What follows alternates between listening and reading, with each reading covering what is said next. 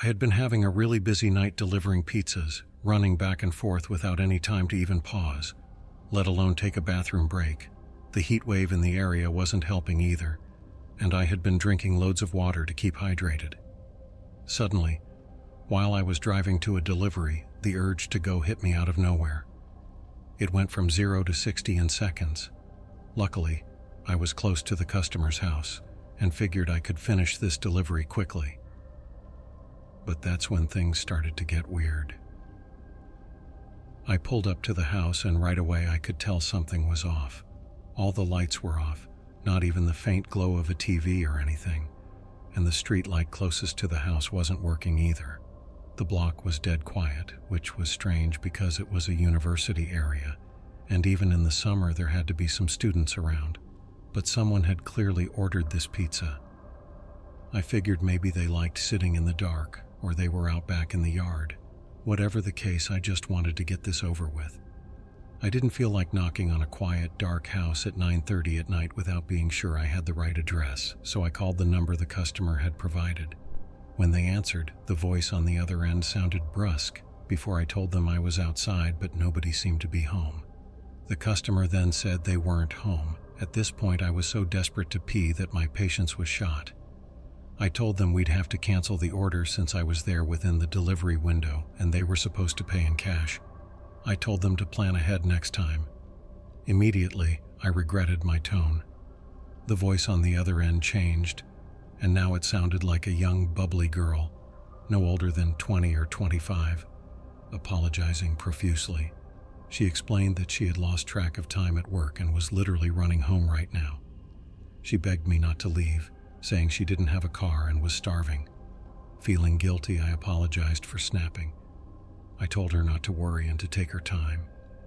After hanging up, I scanned the street for a place to relieve myself. The houses were all occupied and there wasn't anywhere discreet. I realized I had just thrown out my empty water bottle at the last stop, cursing my luck. Finally, it got to the point where I couldn't hold it anymore. I figured the best option was to use a bush in front of the woman's house. She wasn't home, the street light was out, and nobody would see me. Plus, the neighbors were all inside. It seemed like a safe bet. I scurried over to the tallest bush in the yard, which was about 4 feet from the door. I looked both ways, unzipped, and started peeing. Instantly, something felt wrong. The sound wasn't right, like I wasn't hitting leaves but something solid. I started panicking, thinking I had misjudged my aim, but once I start, I can't stop midstream. I squinted into the darkness, trying to figure out what I was hitting. Then I heard it. A deep voice, angrily exclaiming, "What the hell?" Before I could even process what was happening, a man leaped out of the bushes. He rushed past me, brushing off what I could only imagine was the result of my unfortunate timing. I think I might have hit him in the face. In a daze, I heard the screech of a car speeding off in the distance. I was in shock, standing there with my pants still unzipped, trying to make sense of what had just happened. My mind raced, trying to find a reasonable explanation. Was there a backyard behind the bushes? Could they have been hiding an open window? But then reality hit me hard. The man had been wearing a hoodie in 90-degree weather. There was no reasonable explanation for him to be there. He was a bad guy, and I had been inches away from him. Still, my brain was trying to rationalize the situation. I did the dumbest thing imaginable and approached the bushes to investigate. I turned on my phone's flashlight and saw something even worse than I expected. A tattered drawstring bag sitting behind the bushes. I reached for it, thinking it might explain why the man was there. When I opened the bag, I found a sharp knife, a roll of duct tape, and a bottle of pills. Any delusion I had left shattered instantly, and the adrenaline kicked in. All I could think about was getting back to my car. I dropped the bag, ran across the street, and floored it. After I had driven a bit, I realized I couldn't keep going in the state I was in, so I pulled into the parking lot of a 24-hour drugstore to collect myself. My mind raced, trying to decide what to do next. Should I call the police or the girl who was on her way home?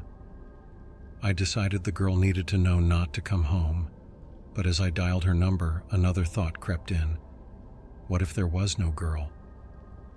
I had talked to her on the phone, but what if she was just a decoy to lure me there? I didn't want to risk it, so I called the police instead. The 911 operator kept me calm as I explained everything, but I was a mess, talking in circles about the girl, the guy, and the bag. Eventually, they told me to stay on the line and not move. That's when the customer called me again. She texted, saying she had arrived and didn't see me. I told the police she was there, but they weren't going to get there in time. I felt a wave of guilt crash over me. What if she was real and she was walking into danger? I couldn't just leave her. I muted the call with 911 and drove back, heart pounding. I spotted her walking down the street looking for my car. I waved her over, trying to stay calm but feeling like I was about to explode with fear. She walked over, cheerful and oblivious. I told her there was a man in her bushes, that I was on the phone with the police and she needed to get in the car. She saw my phone and, without asking any more questions, got in. The police arrived shortly after that. I gave them my statement, and the girl told them everything she knew. As it turned out, she had an abusive ex-boyfriend who fit the description of the man I had seen. She had no doubt it was him hiding in the bushes, waiting for her. Later, she called to thank us, and insisted on leaving a big tip, though I wasn't there when the call came in. Our manager promised to give her enough free pizza cards to last a lifetime. This whole ordeal shook me to my core.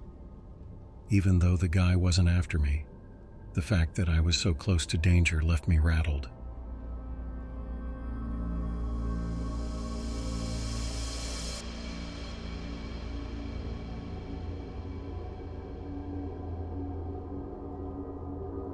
I was a 21-year-old girl on my first backpacking trip around the world. Just 2 days into my journey, I found myself in Thailand, ready to explore its nightlife. I decided to check out a popular club on a busy street filled with lights and music. The atmosphere was lively as I entered. Groups of people were laughing and dancing, and I felt comfortable enough to order a couple of beers. As the night went on, I lost track of how much I drank. I had a few shots of tequila mixed with orange juice, thinking it would be a fun night out. But soon, I noticed I was feeling more intoxicated than usual. After some time, I went to the bathroom. When I looked in the mirror, I could see that I didn't look great. My head was spinning and I felt sick. After throwing up, I stepped out of the bathroom trying to get back to the party. As I left, a young man grabbed my arm. I didn't know him, but he smiled and offered to help me find my way. I felt uncertain, but I let him guide me away from the noise of the club and into a narrow alleyway. He led me to a parked car, and before I knew it, I was pushed inside. I didn't understand how things had changed so quickly. I was trapped and wanted to get out.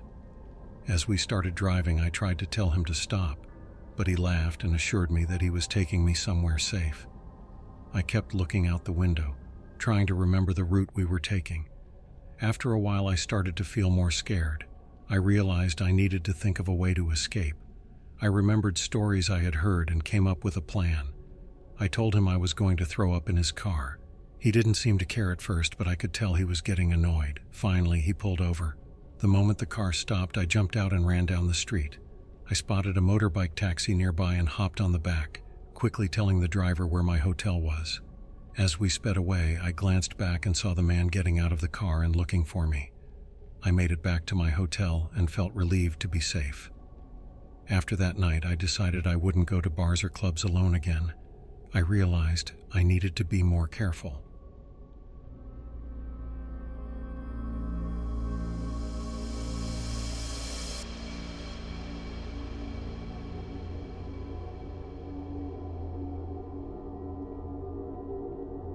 When I was about 6 years old, my life was chaotic.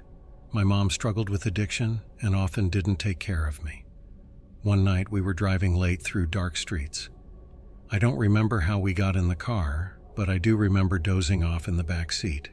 When I woke up, we were parked in front of a rundown house. I was alone in the back seat, and my mom was nowhere in sight. Minutes felt like hours as I waited. Just when I thought I would be stuck there forever, the car door swung open, and a rough-looking man yanked me out. He grabbed my arm tightly. I wanted to scream for help, but I couldn't. The man leaned closer, his wild eyes locking onto mine. I knew I was in trouble. He dragged me down the street. I looked back at the house, hoping my mom would come running, but it was just a dark, empty space behind me. We walked for a while, passing dark alleyways until we reached a crumbling building. My legs hurt, but I kept moving. We climbed a set of stairs and I noticed a stranger in the stairway, a man smoking a cigarette. He looked at us for a moment, his expression unreadable. Then, without warning, the kidnapper collapsed. I blinked in disbelief. Before I could understand what was happening, the cigarette man sprang into action, attacking my captor. I stood frozen as the man punched and kicked my kidnapper, who fell limp. The cigarette guy grabbed the kidnapper and hurled him down the stairs. The sight of blood pooling on the floor sent a chill through me. It was terrifying to see this violence, but the stranger had come to my aid. The cigarette guy started pacing, looking anxious. He seemed frustrated and began asking me questions, his voice harsh. I struggled to respond, my mind tangled in confusion. I didn't know how I ended up here, but he pieced together enough from my jumbled words. He promised to take me home, but insisted that I couldn't tell anyone about him. I agreed, desperate to escape this nightmare. As we walked down the stairs, the image of the kidnapper lying in a pool of blood stayed with me. We stepped outside, and the cigarette man looked around nervously. He told me that the police wouldn't help him. I didn't understand what that meant, but I felt uneasy. We walked quickly through the dark streets. My feet ached, but I didn't complain. I remember him suddenly scooping me up into his arms. It felt awkward, but I didn't resist. Then, as we rounded a corner, a police car passed by. The cigarette man ducked behind a building, cradling me protectively. He put me down and told me to run to the car, but my legs felt heavy. I tried to run, but the car drove away without seeing me. In a panic, he picked me up again, moving quickly as we ducked behind buildings, hiding from the police. I could see the flashing lights in the distance. Then, out of the chaos, I spotted my mom. She was surrounded by police, and a rush of relief flooded through me. The cigarette man set me down, urging me to run to her. I dashed towards my mom, and she scooped me up, holding me tightly as the officers began asking questions. I couldn't focus on what they were saying. I just wanted to be safe in her arms. But her story to the police didn't match mine. It was confusing and didn't make sense, and I could sense that something was off. She seemed desperate for me to stay quiet. Days passed, and my dad came to pick me up. He noticed something was wrong, and I finally opened up about what had happened. As I grew older, I thought more about that night, and I never forgave my mother. It was a dark chapter in my life. Years later, I asked my dad what he thought happened. He said my mom had been on a drug binge when I was taken. The man who saved me was likely running from his own problems. To the man who rescued me, I owe my life. And to the man who tried to take it, I hope our paths never cross again.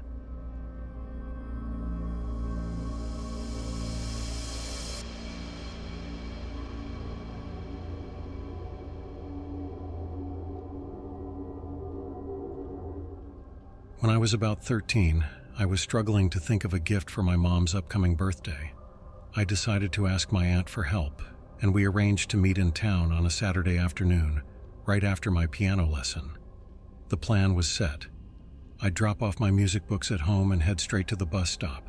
After my lesson, I went back home, quickly left my books, and walked to the bus stop. It was a quiet afternoon, and the street was almost empty. I stood there watching the road, waiting for the familiar sight of the bus. It was running late, as usual. While I waited, a taxi pulled up, and the driver rolled down his window. I wasn't sure what he wanted, but I stayed where I was, a few steps away. He asked if I was going to town and offered to give me a lift. I told him I couldn't afford a taxi and was just waiting for the bus. It seemed innocent enough at first, just a driver looking for a fare. But there was something off about the way he kept pushing. He didn't seem to take no for an answer and kept insisting I get in, saying he wouldn't charge me. I felt uneasy. the kind of feeling where you know something isn't right but you can't pinpoint why. His tone shifted quickly, going from friendly to something darker. He started demanding that I get in the car. I stood my ground, not moving closer. I knew I couldn't afford to let my guard down. Each second felt like an eternity, the air around me thick with tension. I was alone and no one else was around. I wondered if he would try to get out of the car and grab me. I kept my eyes on the street, hoping anyone would show up. Thankfully, after what felt like forever, someone else did arrive at the bus stop. The driver's demeanor changed instantly, and without another word, he sped off, the tires screeching as he disappeared around the corner. I was shaken but relieved that he was gone. When I met my aunt in town, I told her what had happened. I described how the driver had insisted I get into his car and how aggressive he had become when I refused. My aunt's face grew serious as she listened. She asked if I had managed to get his license number, but I hadn't dared to go near the car. At the time, I was too focused on keeping my distance and making sure I stayed safe. It was only later that I realized how dangerous the situation could have been. She told me that if anything like this ever happened again, I should be firm and ready to run if necessary. I nodded, taking her advice to heart. It was a close call, and I felt lucky that I hadn't ignored my instincts. Thinking back on that day still sends chills down my spine. The driver's face and his persistence made it clear that his intentions were far from harmless. I'm just glad I didn't get into that car. Sometimes I wonder what might have happened if that other person hadn't shown up at the bus stop. It's a thought I try not to dwell on, but it lingers in the back of my mind. That encounter has stayed with me, a reminder that not every offer of help is genuine. Trusting my instincts that day might have saved me from something far worse, and for that, I'm grateful. As for that driver, I hope we never meet again.